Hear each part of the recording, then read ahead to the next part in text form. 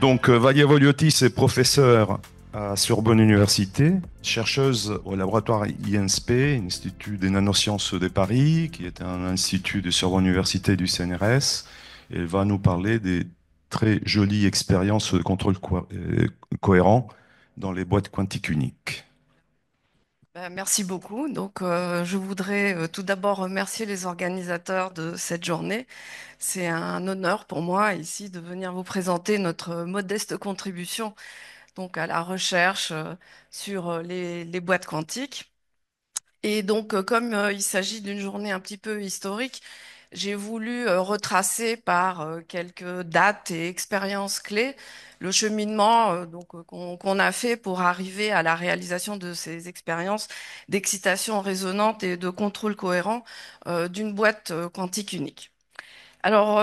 Pour nous, on est en 1994 et paraît cette publication marquante et très pionnière pour l'époque, donc de Jean-Yves Marzin et collaborateurs, où pour la première fois, ils sont capables de d'observer au sein d'un ensemble de boîtes quantiques, ils ont réussi donc par des expériences de photoluminescence d'observer la signature de boîtes quantiques uniques, donc en réalisant des mésas sur les échantillons. Donc Claude a déjà mentionné cette publication. Et pour nous, ça a été un travail très très inspirant.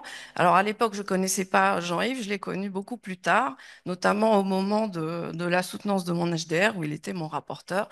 Et j'avoue qu'il m'a un petit peu impressionné, sa présence sévère un petit peu.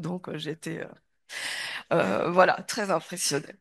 Son travail nous a inspirés. Et pourquoi? À cette époque, je venais juste de finir ma thèse.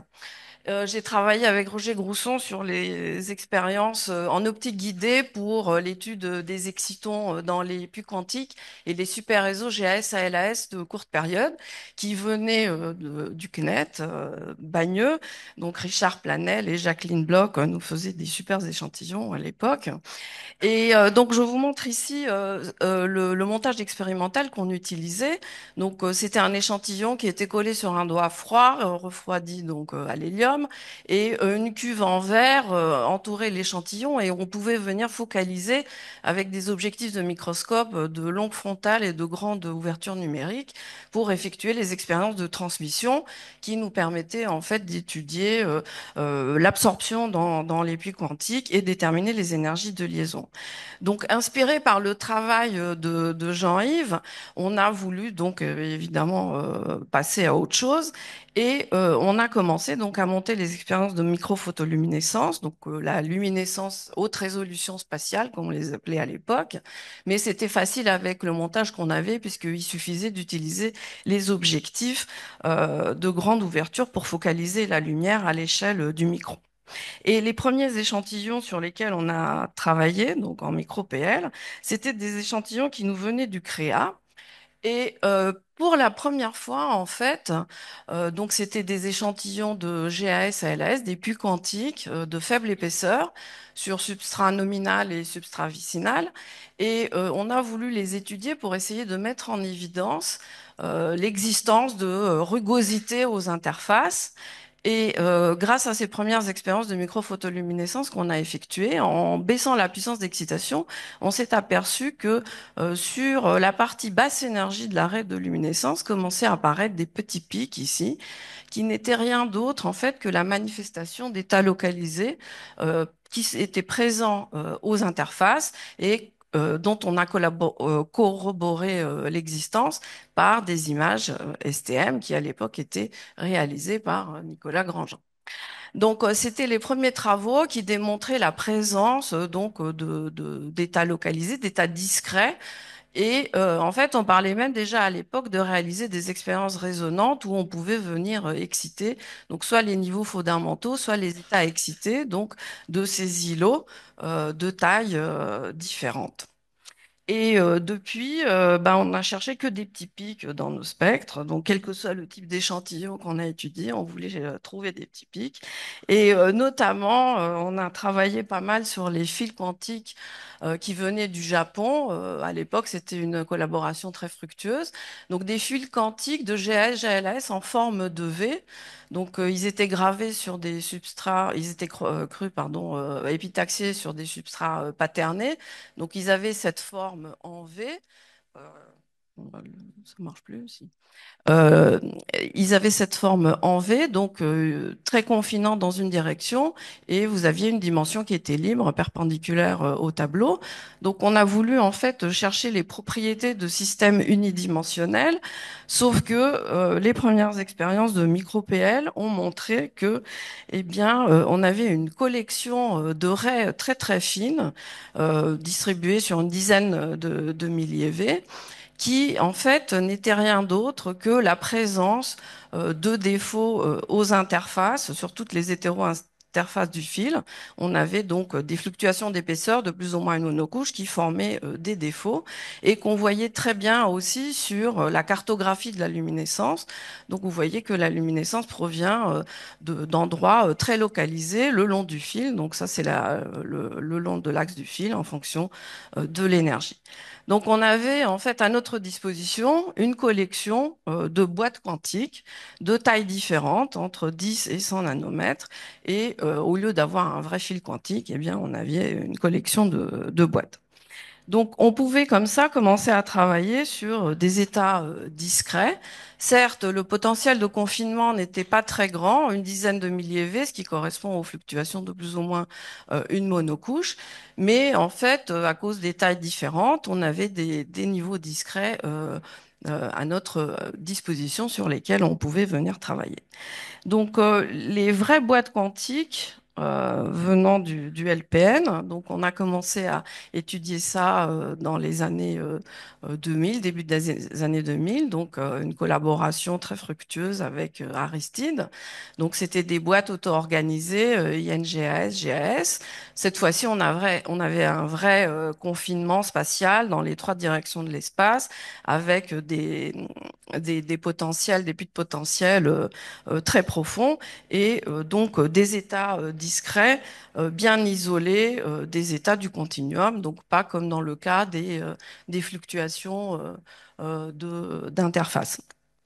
Donc, à nouveau, des raies très très fines dans les spectres de photoluminescence et on pouvait venir en fait travailler sur un objet unique.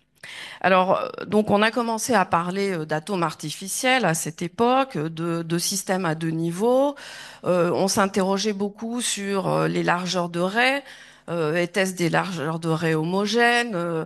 Comment c'était relié au temps de vie? Y avait-il des problèmes de déphasage, etc. Et donc, on pouvait finalement définir des systèmes à deux niveaux dans ces boîtes quantiques et un système à deux niveaux trivial, en fait, qu'on pouvait définir, c'était le système à deux niveaux de l'exciton, avec un état fondamental, donc sans paire électron-trou dans la boîte, et un état excité qui correspond à une paire électron-trou, donc un exciton dans la boîte. Et on a vite compris, en fait, que si on voulait vraiment avoir accès aux propriétés intrinsèques homogènes et à des temps de cohérence longs, il était absolument crucial de travailler à la résonance sur, sur les transitions optiques, donc être capable de venir exciter avec des impulsions laser le système donc à la résonance. Et ça ouvrait la possibilité donc de manipuler le système optiquement, donc avec des impulsions, donc notamment faire des oscillations de Rabi. Donc pendant la durée de l'impulsion, la population va osciller entre l'état fondamental et l'état excité. Et puis, quand le laser part, donc quand l'excitation s'en va, eh bien, on peut réaliser donc une superposition cohérente d'états déterminée complètement par les paramètres du pulse, donc notamment l'aire du pulse, c'est-à-dire la fréquence de Rabi intégrée dans le temps ici lorsqu'on travaille dans un régime impulsionnel. Et si on représente donc cet état-là sur la sphère de bloc, eh bien optiquement on est capable d'adresser et donc de réaliser n'importe quel vecteur d'état sur cette sphère de bloc. Alors, donc Xavier en a parlé un petit peu des expériences à la résonance, sauf qu'il n'a pas dit comment c'était difficile de les réaliser. Donc c'était un vrai défi expérimental, et ça l'est toujours hein, d'ailleurs, puisqu'il y a des conditions quand même très strictes pour y arriver. Bon, d'une part, il faut des échantillons adaptés, donc notamment une faible densité de boîtes, si on veut être capable de faire de la spectroscopie de boîtes uniques. Mais il faut aussi imaginer des moyens de se débarrasser du laser qui est à la même énergie que la transition optique. Et donc, dans notre cas, ce que l'on a imaginé, c'était d'utiliser une géométrie spécifique qui permettrait en fait de séparer la direction de propagation du laser et la direction de collection de la luminescence. Euh, donc, les premières expériences d'excitation résonante donc, apparaissent dans les années 2000 et les toutes premières ont été effectuées justement sur des fluctuations d'interface depuis quantique de GAS à LAS. Donc, c'était dans l'équipe de Gammon et par des expériences de transmission différentielle. Donc, ils ont pu contrôler, donc réaliser les premières oscillations de Rabi en fait de l'état excitonique. Puis sont arrivées les mesures de photocourant, donc dans des boîtes quantiques INAS, et là, donc dans les groupes d'Abstreiter et de Gammon également. Donc, on observait les oscillations de Rabi dans le photocourant. Et les premières mesures d'oscillation de Rabi en utilisant la luminescence résonante sont parues donc par Muller et Flagg, donc dans des boîtes quantiques insérées dans des microcavités et dans une géométrie en fait qui ressemble fortement à celle que l'on a utilisée. D'ailleurs, ce papier est sorti juste quelques mois avant notre première publication sur les oscillations de Rabi. On était un peu embêtés. Donc, la géométrie qu'on a utilisée, nous, donc s'inspirait justement des expériences d'optique guidée on avait réalisées quelques dizaines d'années auparavant. Et donc dans les fils quantiques en V, donc qui ont été en fait les premiers systèmes sur lesquels on a observé les oscillations de Rabi, hein, dans ces collections de boîtes que je vous ai montrées, il était relativement facile de réaliser des guides d'ondes unidimensionnels en réalisant différentes couches donc d'alliage, de concentrations différentes pour faire le cœur et la gaine du guide. Donc vous avez ici le profil d'intensité du mode optique et puis donc le fil qui était au maximum du champ et la géométrie guidée. Donc on pouvait exciter le long du guide avec le laser et collecter la luminescence perpendiculairement en pouvant donc se déplacer et puis sélectionner le défaut d'interface ou la boîte quantique qui nous intéressait.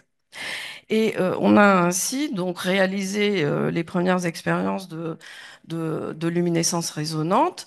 Et en montant, en changeant la puissance d'excitation du laser, eh bien, on a obtenu donc les premières oscillations de Rabi d'un défaut d'interface. Donc, on reconstruit en changeant la puissance d'excitation, donc en enregistrant l'intensité de la luminescence résonante, l'oscillation de Rabi du système. Alors on voit qu'il y a un amortissement assez rapide des oscillations, ce qui est dû au problème en fait de décohérence, mais j'en parlerai un tout petit peu plus tard. Et on a aussi vu que lorsqu'on excitait à la résonance les systèmes, eh bien on avait un raccourcissement du temps de vie, donc une modification du couplage avec la lumière, donc les temps de vie étaient plus courts. Et puis, donc, dans les échantillons de boîtes quantiques, donc les premiers guides d'onde qu'on a réalisés, donc en géométrie guidée, le plan de boîte quantique était inséré dans un guide, donc réalisé avec des couches de GALAS de concentrations différentes. Et puis, on est venu graver un ridge à la surface pour réaliser en fait le guide 1D unidimensionnel de sorte à pouvoir propager le laser d'excitation le long du guide et collecter la luminescence perpendiculairement. Alors ça, c'était la première génération d'échantillons. Dans la deuxième génération d'échantillons, c'était un petit peu plus évolué. Donc on avait inséré le plan de boîte à l'intérieur de miroirs de Bragg de manière à augmenter l'efficacité d'extraction. Et puis donc on est venu graver des ridges plus profonds de sorte à vraiment bien définir le mode optique à l'endroit où se trouvaient les boîtes quantiques. Et puis, donc, nous avons réalisé donc l'excitation résonante, la fluorescence résonante, les expériences de temps de vie. Donc, on voit aussi une modification du taux d'émission spontanée lorsqu'on est à la résonance. Donc, on a des temps de vie plus courts. Et par des expériences de spectroscopie par transformée de Fourier, on a mesuré le temps de cohérence des raies et on voit également donc que lorsqu'on excite à la résonance, le temps de cohérence est beaucoup plus long que lorsqu'on excite de manière non résonante. Mais on voit déjà que le temps de cohérence n'est pas limité par la durée de vie et j'y reviendrai aussi un petit peu plus tard. Donc voilà les oscillations de Rabi que nous avons obtenues donc sur boîte unique. On voit donc que le système va osciller donc entre l'état fondamental et l'état excité en fonction de la puissance du laser et on peut donc ainsi démontrer que avec des impulsions laser uniques, on est capable donc de réaliser n'importe quelle rotation autour d'un axe de la sphère de Bloch. Néanmoins, si on veut contrôler complètement le système à deux niveaux, à ce moment-là, on doit être capable de faire des rotations autour d'un deuxième axe sur cette sphère de Bloch. Et ça, c'est rendu possible donc par des expériences à deux impulsions. Donc, grâce à un Michelson stabilisé en phase, donc on peut séparer une impulsion en deux, contrôler parfaitement le retard, mais aussi la phase relative entre les deux impulsions et venir exciter donc le système à deux niveaux. Cette phase relative va en fait définir un deuxième axe de rotation et réaliser ainsi donc le contrôle cohérent. Et si on excite donc avec des impulsions identiques en air, donc avec des pulses pi sur deux, donc la première impulsion va en fait créer une superposition cohérente d'états. Donc on va venir ici sur l'équateur, voilà, c'est sur la sphère de Bloch. Ensuite, entre les deux impulsions, le système va précesser à sa fréquence propre caractéristique. Et puis lorsque la deuxième impulsion va arriver, eh bien en fonction de la phase relative entre les deux impulsions, on va soit monter sur l'état excité, soit revenir sur l'état fondamental. Ainsi, donc la luminescence résonante eh bien, va osciller en fonction de l'angle, c'est-à-dire du retard de la phase relative entre les deux impulsions, pardon, à délai fixe. Donc ça va osciller entre un minimum et un maximum. Donc on le voit ici sur les spectres bruts de résonance, de luminescence résonante. Lorsqu'on est en phase, donc on va avoir, disons, des interférences constructives. Lorsqu'on est en opposition de phase, on va avoir des interférences destructives. Et si cette fois-ci on fait varier le délai entre les impulsions, donc le maximum et le minimum, le contraste en fait entre les deux, eh bien, va diminuer au cours du temps et l'enveloppe ici, eh bien, est reliée au temps de cohérence. Donc, on peut ainsi mesurer le temps de cohérence et on voit à nouveau que, eh bien, il est de l'ordre de grandeur du temps de vie, ce qui veut dire qu'on a des processus de déphasage en fait qui sont importants dans ces systèmes. Et donc ici, c'est un petit résumé de ce que je viens de vous montrer. Donc, on a observé finalement que chaque boîte était un objet différent. Donc les oscillations de Rabi sont différentes sur chaque boîte. On voit le net amortissement, ce qui veut dire que l'environnement finalement de chaque boîte va jouer un rôle essentiel dans les processus de décohérence. Donc, ce temps de cohérence n'est pas égal à 2 fois le temps de vie, hein, comme on aurait souhaité. Il existe des termes de déphasage, et donc l'arrêt de luminescence résonante n'est pas résolu, enfin n'est pas limité radiativement. Et on a en fait la communauté s'est beaucoup intéressée à ces problèmes de déphasage. À quoi sont-ils dus? C'est un problème essentiel si l'on veut avoir à disposition donc des qubits robustes, c'est-à-dire avec des longs temps de cohérence, pour pouvoir faire des portes logiques quantiques. Alors, je vais juste parler de deux problèmes essentiels que nous avons aussi étudiés, mais qui sont très importants pour les systèmes de boîte. Alors, le problème essentiel vient, comme l'a dit Xavier, que la boîte est dans son environnement solide. Donc, c'est un système quantique ouvert, ça interagit avec tout ce qui l'entoure. Et il y a deux principaux mécanismes de déphasage. C'est le problème de l'environnement électrostatique fluctuant qui s'opère sur des échelles de temps longues, de l'ordre de la microseconde. Et en fait, on a des pièges autour des boîtes qui peuvent être chargées, et cela conduit en fait à la diffusion spectrale. Donc l'arrêt de résonance va changer de position en énergie dans le temps.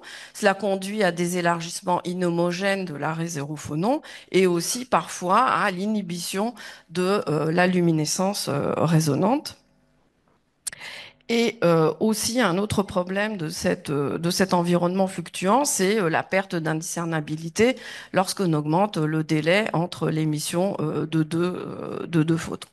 Donc c'est un problème qui continue à se poser. Et puis un autre mécanisme de déphasage important, c'est l'interaction avec le bain de phonons. Ça, c'est un mécanisme d'interaction qui agit sur des échelles de temps beaucoup plus courtes et qui est en fait à l'origine de ce qu'on appelle les ailes de phonon, donc ou les phonon sidebands, que l'on voit sur les raies de luminescence résonante. On a ici donc les ailes dues à l'interaction avec les phonons acoustiques de la matrice environnante. Et puis, ce terme d'interaction avec les phonons, pardon, euh, est aussi responsable de l'amortissement des oscillations de Rabi, puisque c'est un déphasage induit par l'excitation. Et un autre souci de l'interaction avec les phonons, donc ça c'est un travail que nous avons réalisé en collaboration avec un groupe de théoriciens. On s'est aperçu en fait que l'indiscernabilité des photons diminuait avec la température, et cela est dû en fait au couplage avec le bain de phonons, non seulement le couplage habituel d'ordre de premier ordre dont on a l'habitude d'utiliser, mais aussi il faut prendre, je suis désolée, le transparent avance tout seul, mais il faut aussi prendre en compte le couplage quadratique, donc des couplages virtuels avec les phonons qui sont donc responsables de cette perte de l'indiscernabilité et qui constituent en fait une limite fondamentale pour cette propriété. Alors pour conclure cet exposé, eh bien, je vous ai montré que grâce au contrôle cohérent, on était capable donc d'initialiser, d'effectuer des rotations et de lire donc l'état du qubit. Cependant, il existe des limitations fondamentales qui sont dues à ces interactions avec l'environnement de la matrice, donc les problèmes de fluctuation de charge et de phonons, mais qui sont aujourd'hui, grâce aux progrès qui ont été effectués. Donc, on peut par exemple s'affranchir de la contribution du bain de phonons grâce aux effets de cavité. Donc, Donc ça, c'est les fameux piliers de Pascal. Et grâce alors aux progrès qu'ils ont effectués, eh bien, on peut mettre à profit les effets de cavité et donc s'affranchir de ce problème de couplage au phonon. Et également, on peut stabiliser relativement bien l'environnement fluctuant électrostatique en utilisant donc des systèmes, enfin des structures contactées électriquement. Et en fait, si on veut avoir des qubits robustes, donc il faut pas travailler sur je comprends pas ce qui se passe sur les qubits de l'exciton, comme je vous ai montré, mais il faut vraiment travailler sur les spins uniques dans les boîtes. Donc, Xavier vous a montré des très beaux exemples de la manipulation de spins uniques dans les boîtes quantiques. Et pour finir, je voudrais vous montrer juste un dernier résultat, alors qui vient pas de chez nous, malheureusement, ça vient de l'équipe de Warburton, mais ils ont démontré donc le contrôle cohérent d'un spin unique d'électrons. Donc, dans une boîte, cette fois-ci, c'est des droplets de GAS et avec des techniques de refroidissement du bain de spin relativement compliquées, ils ont quand même réussi à avoir des temps de cohérence très très longs, presque jusqu'à la microseconde. Donc, vous voyez ici l'oscillation de Rabi et ici le contrôle cohérent des états du qubit de spin. Voilà, donc pour conclure, je voudrais bien sûr remercier et évoquer toutes les personnes qui ont contribué à ce travail, notamment Roger Grousson, qui jouit maintenant d'une retraite bien méritée, et Richard Rostin, mais aussi tous les membres du laboratoire, et notamment les doctorants, tous les doctorants et postdoctorants, décidément, je ne sais pas ce qui se passe. Donc tous les doctorants qui ont vraiment contribué à la mise en place et la réalisation de ces expériences, les postdoctorants, nos collaborateurs préférés, Aristide Lemaître, et également nos autres collaborateurs pour la croissance des échantillons, et puis tous nos collaborateurs ponctuels durant toutes ces années. Voilà, je vous remercie.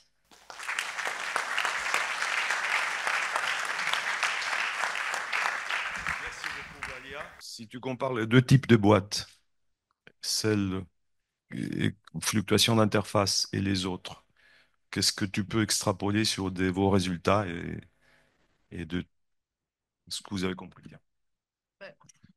Euh, c'est une bonne question. C'est un petit peu ce que j'ai dit, c'est-à-dire que finalement, les boîtes quantiques sont quand même un objet plus intéressant dans le sens où le potentiel de confinement est beaucoup plus important. On peut justement isoler les états discrets de plus basse énergie sans interaction avec les états du continuum. Et donc, quand même, pour toutes ces opérations logique, il faut quand même travailler sur des objets confinants. Donc les boîtes, c'est le meilleur candidat que l'on puisse avoir. Bah, j'aurais pu aussi la poser à Xavier. Comme je suis plus trop à jour sur les boîtes quantiques, est-ce qu'il y a des choses sur du pompage à deux photons pour faire du résonant? Est-ce que moi je sais qu'il y avait eu des choses. Alors évidemment, il y a le problème de la longueur d'onde du coup, parce que tu dois être.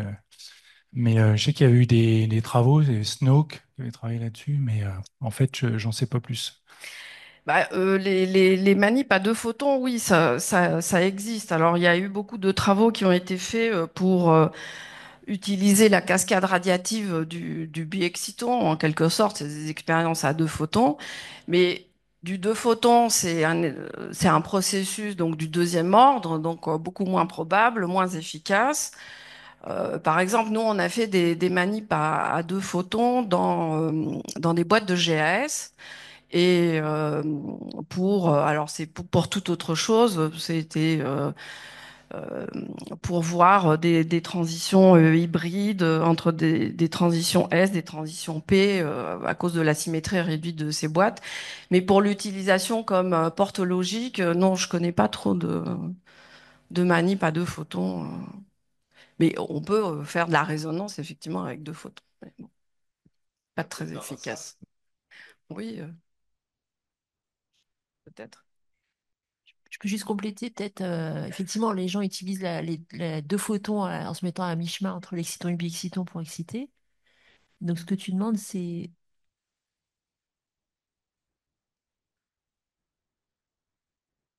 Oui, ben c'est ça, c'est ça. Bah oui, c'est Tu te ça. mets entre les deux, entre les deux, tu prends deux photons, t'arrives dans l'état excité. Donc, en fait, les gens ont récemment... Ce que je voulais compléter par rapport à ce que tu avais dit, c'est que les gens ont récemment utilisé ça pour avoir des meilleurs G2, des bien meilleurs Ouais. G2. Et donc, les gens proposent ça pour faire des communications quantiques. Par contre, la discernabilité des photons est pas bonne Mm.